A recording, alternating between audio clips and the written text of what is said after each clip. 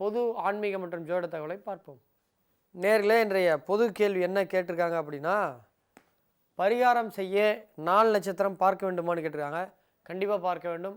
அமாவாசை, பௌர்ணமி, அஷ்டமி அவரவர் பிறந்த நட்சத்திரம் வரும் நாள்களில் பரிகாரம் செய்வது சிறப்பு.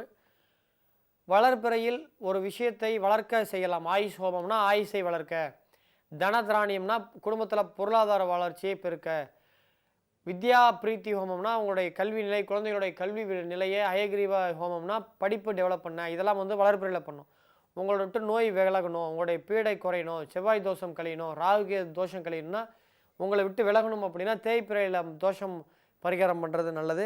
இல்லைனால் அஷ்டமி, தேய்பிறை அஷ்டமி எல்லா தோஷத்துக்கும் நிவர்த்தியாக இருக்கக்கூடியது. இப்படிலாம் பண்ணுவது ஒரு நல்ல மாற்றத்தை தரும். நேர்களே, இன்றைய தினத்துடைய கேள்வியாளர்களை சந்தித்து விட்டோம். இன்றைய தினத்துடைய பொது தகவலையும் பார்த்தோம். மீண்டும் நாளை காலை 8 மணிக்கு சந்திக்கும் வரை உங்களிடமிருந்து விடைபெறுவது உங்கள் அன்பு நண்பன் சேலம் பாலாஜிஹாசன்.